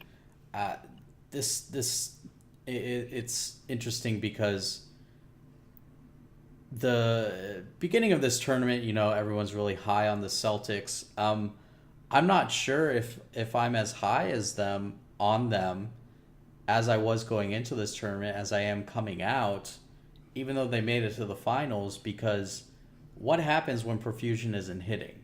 And Profusion was hitting against two teams who have a lot of question marks in the group stages in Pistons GT and Lakers gaming. But when he's not going, what does this team do? And the biggest part about that is Bully and Mel East were just complete black holes on offense. They sat in the corner, and when they did shoot it, they weren't good at it at all. And so once Profusion isn't hitting, no autographs wasn't enough of an offensive force, or they didn't involve him in the offense enough for him to make up for that. And it seemed like a lot of times Fab was deferring a little too much to Profusion. Even when Profusion was on like a 7-miss streak and he had a cold ring, Fab was still passing it to him and trying to get a 3-point shot. So I have a lot of questions now about this Celtics team, even more than I did going into this tournament. Josiah, what do you think about that? It's finally time for me to praise Radiant. I think you're right about the Celtics, that they have a lot of questions still to be answered offensively. I trust Rico to get the guys together on offense, integrate more sets, more plays to get the shots that they want, not rather than have Fab need to create for himself, or Profusion, who is underratedly becoming, much better at freeing himself up, shiftier on offense this year than he was last year. But again, as we've said, not necessarily the best shot selection, wants to shoot, wants to score, and the Celtics look good when he does, and less good when he doesn't. But for the 76ers, how can you not appreciate Radiant and Steez in the pick and roll? The pick and roll absolutely eviscerated the Celtics. Radiant is phenomenal wherever you put him, whatever he decides to do, he's going to do it well. Steps out, hits the three, blows past his defender, force the Celtics to adjust. You need to be a very, very smart and communicative defender to play against the 76ers pick and roll. The Celtics just weren't that in the finals, and they rightfully got the doors blown off them in the first quarter, and then the 76ers coasted to a very easy finals win. Len? Yeah, I think, obviously, as I just spoke in regards to the offensive production from Profusion being needed, he wasn't able to provide that in the finals either. But I don't think that was the case for them totally just getting demolished this game. I think the biggest thing was my, reservations in regards to Bully in the pick and roll defense not being up to par and what I thought would be much better than what I thought, what it ended up turning out to be. So, and I think that proved vital this game. He could not stop Radiant. Radiant's, definitively considered the best point guard now. And your lockdown needs to at least, take him off his marker just a little bit. If you're letting him get to his spots, as the T-Wolves allowed him to do, and as Celtics allowed him to do, you're never going to beat this team. They'll beat you quite easily. Whereas we saw with UC Manny, he gave him a little bit more fits, and they were up at halftime. So I think, the Sixers team far and out. They've been beating everybody in the scrims. They went 5-0 in this tournament. I don't know how they're not the number one in every power ranking and everyone's favorite going into the season. Yeah, I just want to point out, I was the one among us who picked the 76ers to win the entire championship, and you two have the Celtics winning. Although it's pretty interesting that the tip-off finals was all three of our championship picks. We're just smart guys. We're on top of all this. Sorry, I couldn't say that without laughing. Or something. Yeah, or something. Now Josiah wants to be humble. You're right. Talking about his group winners and everything early on. All right. Let's talk about being fired. Jeez. There were. We'll not talk about last podcast. Actually, there were way too many things said that shouldn't have been said. Probably. Let's talk about surprising. Josiah, what's the team that surprised you the most? You got to look at the Magic. They put together a phenomenal tournament. Disappointing for them not to go all the way, but they're definitely one of the front runners based on that tournament alone. UC Manny, very, very impressive lock. King Cam grabbing every rebound in sight. I think they're going to be even better when Reezy gets his shot and rookie moves under control. They're a very, very impressive team for me. Definitely surprising, to the extent that they were just able to do so well throughout. Asterisk and all in their win over the Knicks, but they were. I don't think the Knicks or the Nets, had they won their group, would necessarily have gotten to the point that the Magic did. So they're far and away, I think, the team that really, really impressed me the most. Len, who's the team that surprised you? I would have to go with the Bucks. I mean, the Magic surprised me too, but I just think with how efficient the Bucks looked, that it's just surprising, to say the least, for lack of a better word. But yeah, I think they look with their team. They have five guys who actually you don't see a weak link. I think that's one of the more interesting things. Where coming into this season, a lot of people, were down on not necessarily down on Plondo. They just didn't like him going that early and not believing he would provide the production of someone who went that early. But he showed he could be that. Same with Slay being a first round pick. A lot of people believe they could have got him in the second round. Moving on to Chatty Nick, they thought they could have got someone like him in the later rounds, probably fourth round. And then people were just down on Meek and A Rooks, and they all five proved that they belong to be in this league. So that probably surprised me the most. Yeah, I think the Bucks and the Magic are the definitely the two most surprising. If I had to settle on one, I'd say the Bucks. Just because we all of us and most of the community had big questions about their draft and how everything was going to fit together. But I think everything does fit together really well, and we saw that, and they won. I mean, you have to give them credit. They won in a group that had Blazer 5, who were the regular season champions from last year, who have the reigning MVP and Defensive Player of the Year. And they beat Jazz Gaming, who have the first overall pick from this year, the third overall pick from last year, and 2K comp games as head coach. So a lot of credit, well deserved, has to be given to Bucks Gaming. Josiah, who was a very disappointing team for you Oh in this man, tip-off tournament? disappointing team for me. I'll stick in Group Two. I thought the Knicks were going to show a little more than they did. Again, could have got that win over the Magic possibly, had things played out differently. But you know, I think you got to look at I'm Adam the first game of the tournament as something that can never happen again for the Knicks. Really, I think they have a lot of good pieces, and because they have a lot of good pieces, they have the high expectations that come even on top of winning a championship last year. So for them not to advance and to lose to their crosstown rivals, their Subway Series foes, their Battle of the Borough, um, best buddies in the Nets is a disappointment. It's a disappointment, and that's something they'll be certainly looking to rectify in the regular season. Len, what about you? Yeah, I mean, I agree with that, but I'll go another route.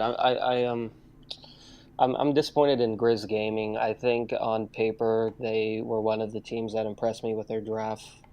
Not necessarily the most, but their draft really impressed me, and just how they looked. They probably looked like the worst team in the league in group play. With the crazy part about the group that they were in was they played against a point guard that they passed on to take Vandy with the seventh pick in Bear the Beast, and Bear just severely outplayed Vandy, and it just those are kind of things I look at as circumstances and opportunity to see where results are at now, and that's just something that's really going to be interesting to me is how this team, granted being talented on paper, will capitalize when these games start tipping off.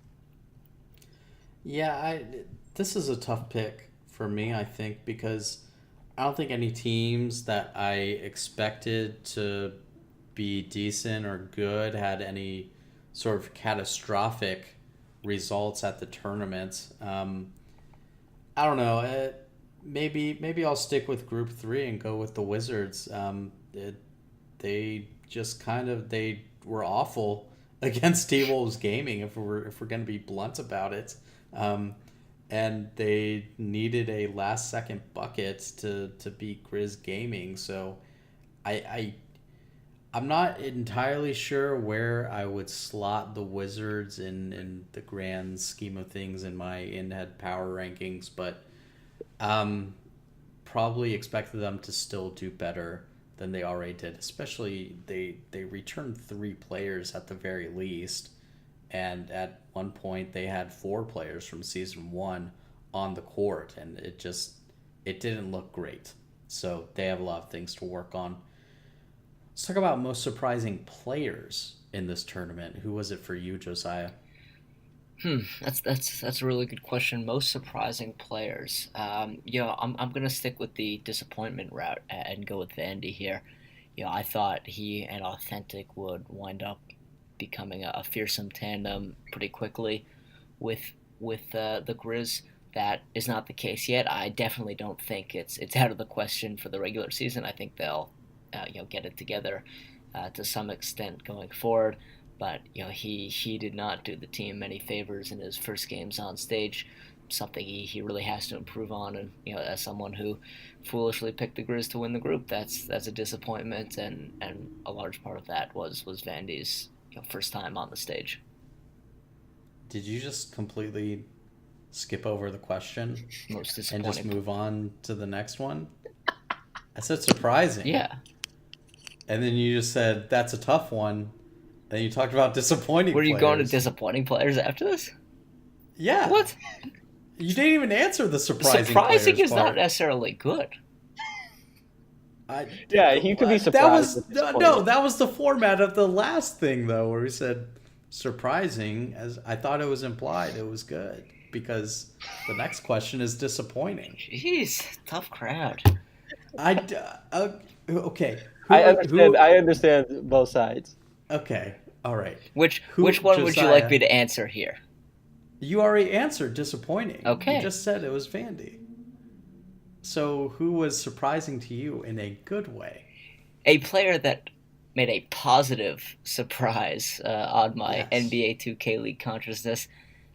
You got to give it to Plondo. And really, I could pick any number of Bucks players. Plondo, as we said earlier, outplayed Walnut. Plondo was a key part in helping the Bucks to winning their group. He looked really good. Really, really good. That's not something I can say I foretold at all. I could have also picked A. Rooks playing really, really well. Slay with some good defense. Chatty Nick, very capable point guard. But Plondo, a lot of expectations on him as the 6th overall pick and a surprising 6th overall pick at the time. And he was most surprisingly impressive. Len, who was a surprising player to you in a good way in this tournament? Yeah, I think I would have to go with Nudini here. I think the production he provided for that team defensively, I'm not sure they win it all if he's not playing to that level. He was playing really, really well on the lockdown position, and I'm not sure he played it at all much this year on Pro-Am. I saw him play center, point guard, sharp, but I never quite saw him on lockdown. So it was refreshing to see him going against some pretty good point guards and looking like a really good lock.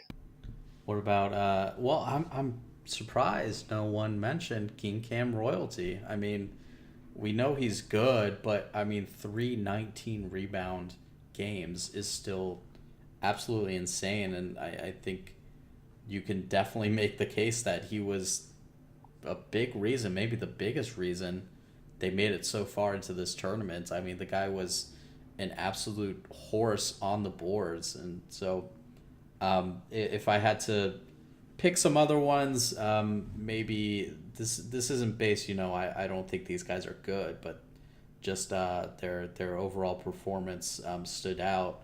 Maybe a guy like Strainer, 3rd round pick, who looked really good on the Cavs. Len mentioned Nudini, who looked really good. Lottie, he was a 1st round pick, but he played even better than I thought he would on that lock. He was a real key part of why the Heat got all the way to the semifinals. Josiah already told us his most disappointing player. Len, who's yours? After saying I was so disappointed in Grizz Gaming, I'm going to have to look at the helm of that in Vandy. They brought him in with the top 10 pick, number 7 overall, and he didn't look like it at all. He probably, there was. I'm trying to think right now. What point guard do I think looked worse than him this tournament? And I can't think of one. Maybe like a pro, Wow. but he just he just didn't look comfortable that good at all. There was even a point in the broadcast where they showed the team, or they let us listen into the team audio. And I think it was the Wolves were barking at him, and he said, "Oh, that doesn't bother me, doesn't bother me." And Lane kind of checked him and was like, "Oh, if you're telling us it doesn't bother you, it probably does." And it just showed in his gameplay. I mean, he just didn't look comfortable there on stage. So I'm holding Vandy to a higher standard than playing like a last round pick. So yeah, he definitely disappointed me. I'm gonna go with a guy who wasn't very much talked about. I'm gonna go with Demon JT of the Wizards. Mm-hmm. He needs to be a big part of this Wizards team if they want to make the playoffs. Him and Dayfry, they're the two biggest pieces of this squad, and you need them to be that pick and roll duo that they need to be. You need JT to be a scorer in this backcourt. He just wasn't that, and he didn't shoot very well at all, and he didn't play very well in either of their games, whether in their win or their loss. So I think he needs to really pick it up if the Wizards want to do anything. But I think that's all we had to talk about. This has run over 2 hours at this point on our end, almost 2 hours by the time you'll be listening to it. So I guess we'll wrap things up from there. We'll do a better effort at trying to keep things shorter in the regular season as we do these podcasts. Try to keep it in that 45-minute range. But yeah, that's everything. Josiah, where can the people find you and all of your wonderful content? The people can find me on Twitter at Josiah Cohen 13. You can also find me writing at dimer2k.com. Len, where can the people find you? Yeah, you could find me on Twitter at Len LEN_2K. Even during these games, I'm going to be live tweeting my analysis and thoughts on the game, but I'll also be writing on dimer2k.com as well. I'm also playing the game competitively every so often, so you could also find me on Twitch at twitch.tv/Len Griffey. And yeah, that's where you can find me. You can find me on Twitter at Will Beverina, Beverina. I write on Dimer2k.com. Follow Dimer on Twitter at Dimer2k. If you're not following Dimer and you're listening to this podcast, what are you doing? Yeah, follow all of us on Twitter during the games because we're going to be providing our instant thoughts, our quick snap judgments as we're watching everything. Len was providing all of the math that I could never provide because I'm awful at math. This tournament made us do way more math than any of us ever wanted to do. Yeah. So, were you going to say something? I could say something, but I figure at this point we'll cut it. All right. So yeah, that's it, everyone. Thank you for listening to the podcast. Really appreciate it. And we will start seeing you on a lot more regular basis, starting with the regular season as we do these podcasts more and more. So probably see you next week, and we'll talk about the regular season, which is finally upon us. And see you then. Have a good one.